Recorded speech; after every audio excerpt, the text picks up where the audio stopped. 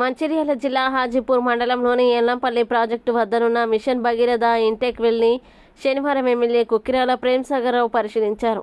ఇటీవల ప్రాజెక్టులో నీటి మట్టం తగ్గడంతో ఎల్లంపల్లి ప్రాజెక్టు నుండి నీటిని ఇంటెక్ వెల్ వరకు జేసీబీలతో తీసిన కాలువని పరిశీలించారు. అనంతరం ఆయన మాట్లాడుతూ తాగునీటి సరఫరా విషయంలో ఎప్పటికప్పుడు చర్యలు తీసుకుంటున్నామని, భవిష్యత్తులోనూ నీటి సమస్యలు తలెత్తకుండా చూస్తున్నట్లు తెలిపారు. భవిష్యత్తులో సాగునీటి సమస్య లేకుండా చర్చిస్తున్నామని, నియోజకవర్గంలో త్రాగునీరు, సాగునీరు సమస్యలు లేకుండా చర్యలు తీసుకోబోతున్నామని అన్నారు. ఈ కార్యక్రమంలో మిషన్ భగీరథ ఏఏ మధుసూదన్, మున్సిపాలిటీ అధికారులు, కాంగ్రెస్ పార్టీ నాయకులు పాల్గొన్నారు.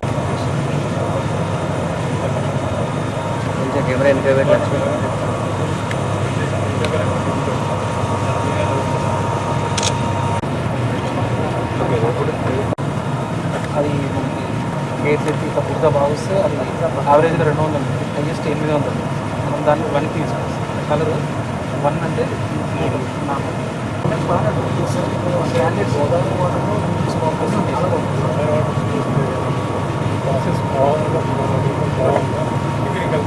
అంటే మనకి హార్మ్ఫుల్ అయితే కెమికల్స్ యాసిడిక్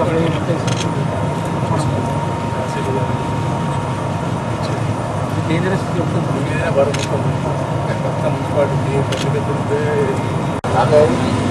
గడిచిన నెల నుంచి వర్షాకాలం వచ్చినా కూడా వర్షాలు పడకపోతుంది. ఈ ఎల్లంపల్లి ప్రాజెక్టులో పూర్తి అడుగుపోవడంతో ఇక్కడికి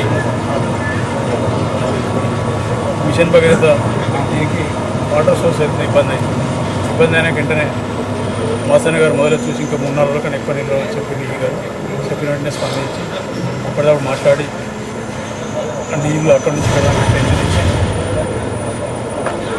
కనీసం అంటే ఎంత ఎండాకాలం వచ్చి ఎంత డాట్ ఉన్న ఇబ్బందిగా అంత కాలువ తీసుకోవడం అవసరం చేసి బాబా అంటే గడిచిన 4-5 నుంచి ఎండాకాలంలో కూడా నీళ్ళు ఇచ్చేది.